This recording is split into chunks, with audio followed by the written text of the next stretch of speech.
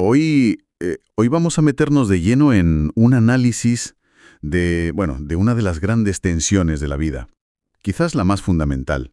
Me refiero a ese pulso constante entre la entrega al mundo, ya sabes, nuestro trabajo, las causas en las que creemos, la sociedad, y por otro lado, la atención al yo, a nuestro bienestar interior. A nuestra propia salud, al final. Exacto. El material que tenemos sobre la mesa es muy personal, casi una confesión, y nos plantea una pregunta brutal. ¿Es posible intentar cambiar el mundo exterior sin que el nuestro, el interior, acabe hecho cenizas? Esa es la clave. Hoy vamos a explorar esa dicotomía, el coste real del sacrificio y si existe una forma de reconciliar estas dos fuerzas. Sí, y lo que me parece clave de ese punto de partida es que no lo presenta como una opinión, sino casi como una ley física de la conciencia. Como una ley física, claro. Sugiere que la vida se desarrolla en fases y que la primera, que puede durar décadas, es una fuerza centrífuga, una expulsión de energía hacia afuera. Pero lanza una advertencia muy seria. Cuando esa entrega es total, desequilibrada, el yo empieza a erosionarse en silencio, por dentro. Entiendo. Y es precisamente esa erosión y la posibilidad de repararla lo que vamos a examinar hoy. Vale. Esa idea del deterioro silencioso me parece muy potente. Pero para que eso ocurra tiene que haber una entrega inicial muy intensa. ¿Cómo describe exactamente el texto esa primera etapa de la vida? La que nos lleva a ese posible punto de ruptura. Esa misma. El autor la sitúa de una forma bastante provocadora entre los 0 y los 60 años. La describe como una fase de construcción casi febril. El objetivo es dejar una marca, construir algo fuera de una misma. Y el desequilibrio inherente a esta fase es el núcleo del problema. O sea que el problema no es construir, es el cómo. Exacto. El desgaste no es repentino. Es un proceso insidioso que se da en 3 capas. Primero, el daño es psicológico. Estrés, ansiedad, la sensación de estar vaciándose, lo conocido. Justo. Luego, esa factura psicológica se somatiza y el deterioro se vuelve físico. El cuerpo empieza a protestar. Y finalmente, cuando cuerpo y mente están ya agotados, el daño llega al plano espiritual, a la pérdida de sentido. Es una espiral descendente clarísimo. Y lo curioso es que el propio autor admite que este no es el camino ideal. Para nada. Reconoce que lo lógico sería que el mundo y el yo crecieran en paralelo, ¿no? Alimentándose mutuamente. Pero, siendo realistas, eso casi nunca pasa. No. Es como si el mundo exterior tuviera un apetito voraz. Si se lo permitas, acaba devorando por completo al yo. Exactamente. Y esa voracidad además se ve reforzada por la propia cultura. Pero, antes de llegar a eso, para que esta idea no se quede en algo abstracto, el texto utiliza 2 ejemplos históricos que son Tremendos. increíblemente potentes. Nos presenta a Karl Marx y a Friedrich Nietzsche no como los titanes del pensamiento que fueron, sino como lo que llama advertencias médicas. Fíjate qué término. Advertencias médicas. Es que me parece una etiqueta potentísima. Va más allá del análisis intelectual de sus obras y se centra de lleno en el coste humano. ¿Qué detalles concretos nos da el texto para justificar algo tan contundente? Pues se apoya en sus biografías y, sobre todo, en su correspondencia personal. Ahí es donde se ve al hombre detrás del genio. Claro. En el caso de Marx, su intercambio de cartas con Engels es desolador. Mientras escribía El Capital, esa obra monumental sobre la explotación económica, Sí. vivía en una miseria absoluta en Londres. Las cartas están llenas de peticiones desesperadas de dinero, de descripciones de las enfermedades de sus hijos. Varios de los cuales murieron, ¿no? Sí, por la desnutrición y las malas condiciones de vida. Es terrible. Hay pasajes donde describe con un detalle clínico los forúnculos que le cubrían el cuerpo hasta el punto de no poder ni sentarse a escribir. ¡Qué barbaridad! Relata cómo tuvo que empeñar su propio abrigo en pleno invierno para comprar medicinas. Es la paradoja más cruel. El gran teórico de la liberación del proletariado. Era, en su vida personal, una víctima extrema del sistema que denunciaba, completamente consumido por su misión hasta el punto de no poder proteger a su propia familia. Su entrega al mundo aniquiló su yo más básico. Es una imagen demoledora. Pensar en todo lo que creó y, a la vez, el coste personal que tuvo que pagar. Y en el caso de Nietzsche, el patrón es similar. Es similar en el resultado, aunque la naturaleza del colapso es distinta. El texto se aleja de la anécdota del caballo en Turín para mostrar que su derrumbe no fue algo súbito. Fue un proceso. Fue la estación final de un largo viaje hacia el aislamiento total. Sus cartas de los últimos años lúcidos reflejan una soledad casi cósmica. Se sentía incomprendido. Profundamente. Y físicamente enfermo, con migrañas terribles, problemas de visión, y mentalmente aislado del mundo intelectual que despreciaba y que a la vez le ignoraba. O sea, su filosofía celebraba al superhombre. Exacto.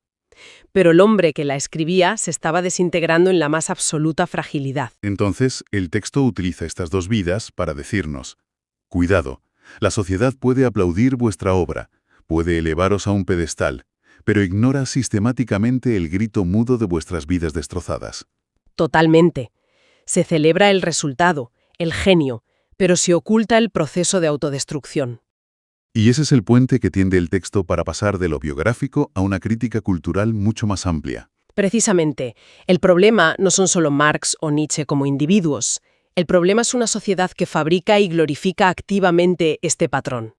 El patrón del sacrificio. Se nos enseña a admirar al mártir, al obseso, a la persona que convierte su vida en combustible para una causa, sea artística, política, científica.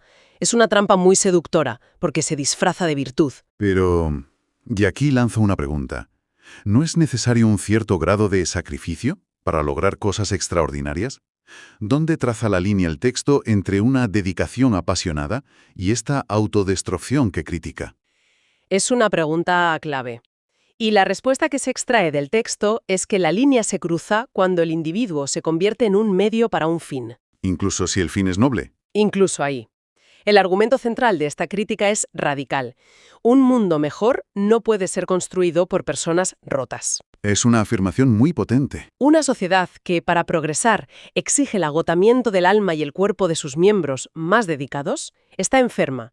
Está replicando a nivel micro la misma lógica de explotación que dice combatir a nivel macro. Es decir, que un activismo que no cuida al activista.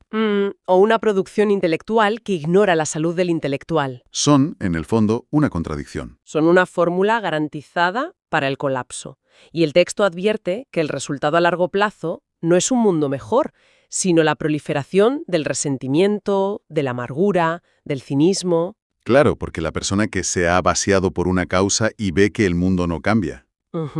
Acaba convirtiéndose en una fuente de negatividad. Y es fascinante cómo conecta este patrón histórico con un término muy actual: el burnout, el síndrome del agotamiento. Claro, el burnout se presenta a menudo como un problema individual, ¿no? De gestión del tiempo, de estrés laboral. Sí, pero según esta perspectiva, es mucho más profundo. El texto lo describe como la manifestación contemporánea de esta vieja glorificación del sacrificio. La misma dinámica del mártir. La misma, pero aplicada a la cultura corporativa, a las redes sociales, al activismo moderno. Es la cultura del darlo todo hasta que literalmente no queda nada que dar. Y se aplaude como señal de compromiso. Cuando en realidad es una señal de un sistema que consume a las personas. Bien, después de este diagnóstico tan oscuro de la primera fase de la vida y de la cultura que la alimenta, el autor no nos deja ahí. Propone una salida, un punto de inflexión. Sí, afortunadamente. Habla de una segunda fase vital que comenzaría a partir de los 60 años. No suena a jubilación, sino algo mucho más activo. La llama un tiempo de reparación consciente. Es que el concepto es radicalmente distinto al de la jubilación. No es un dejar de hacer, sino un empezar a hacer algo diferente. Volver la mirada hacia adentro. Hacia uno mismo. Y el texto usa un lenguaje muy potente para describirlo. Habla de un acto de estricta justicia personal. No es egoísmo, no es un capricho. Es un deber. Es un deber moral hacia una misma, el de restaurar el equilibrio perdido.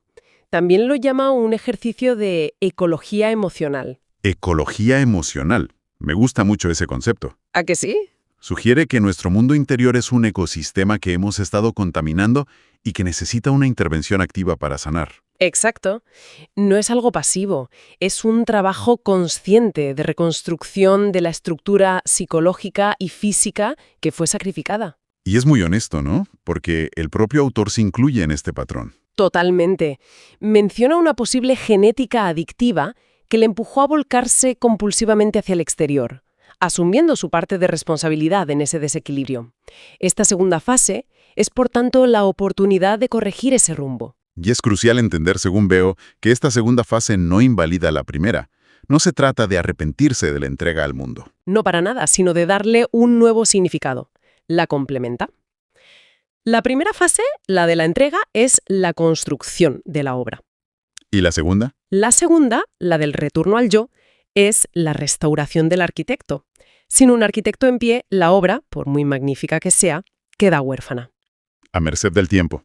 Por tanto, cuidar de uno mismo no es un acto de retirada, sino la condición indispensable para que el legado de la primera fase pueda perdurar y tener un sentido más profundo. Es la preparación para lo que viene después. Entonces, ¿a dónde nos lleva este camino? Si la primera fase es entrega y la segunda es reparación, ¿cuál es la meta final de este viaje? El texto habla de una tercera y última etapa, la trascendencia. Lo que llama la vida después de la muerte. Suena muy grande. Sí, pero es muy específico sobre cómo se llega a esa trascendencia. Y aquí es donde todo el argumento cobra sentido. No se alcanza desde el martirio. No desde las ruinas. No se trasciende desde las ruinas de una vida sacrificada. Se llega únicamente desde la plenitud, desde la integración final del mundo y el yo. Vale. Lanza una pregunta retórica que es el corazón de su tesis. ¿Qué le queda al mundo si todos sus mejores arquitectos se derrumban antes de ver su obra? Es la idea de que la contribución más perdurable, el verdadero legado, no nace del agotamiento, nace de la integridad. Nace de un centro íntegro, no de unas ruinas, como dice textualmente. La integración no es una opción para una vejez tranquila, es el requisito indispensable para que tu paso por el mundo realmente signifique algo después de que te hayas ido. Entiendo. La obra de un arquitecto roto puede ser brillante, pero siempre estará incompleta. La de un arquitecto íntegro es la que realmente puede inspirar y construir futuro. Para recapitular el viaje que nos proponen estas reflexiones, empezamos con una primera vida, larga y expansiva, de entrega al mundo exterior. Con el riesgo de agotamiento. Una entrega que, si es total y desequilibrada, nos lleva a eso, al agotamiento. A esta le sigue una segunda vida, una fase de reparación consciente, un acto de justicia hacia nuestro yo maltratado. Y solo si esa reparación tiene éxito. Y se logra la armonía, se abre la puerta a una tercera fase, la de la trascendencia. Eso es. Y el texto no termina con una solución fácil, sino que nos deja con una pregunta final muy provocadora. Una pregunta que ya no está dirigida al individuo. No, está dirigida al mundo, a la sociedad en su conjunto. Después de todo este análisis, la cuestión que queda flotando es: ¿podría la sociedad, en lugar de seguir glorificando el sacrificio, empezar a promover y enseñar equilibrios más tempranos? ¿Podríamos crear culturas laborales, educativas, activistas, que integren el cuidado del yo como parte de la misión y no como un obstáculo? Esa es la cuestión. ¿O por el contrario, estamos condenados a seguir devorando a las personas que más intensamente intentan servirnos? Esa es la gran pregunta. La fuente no la responde. Nos dice simplemente que el debate queda abierto. Y creo que es el lugar perfecto para dejarlo, como una reflexión para que cada cual se la lleve a su propio mundo.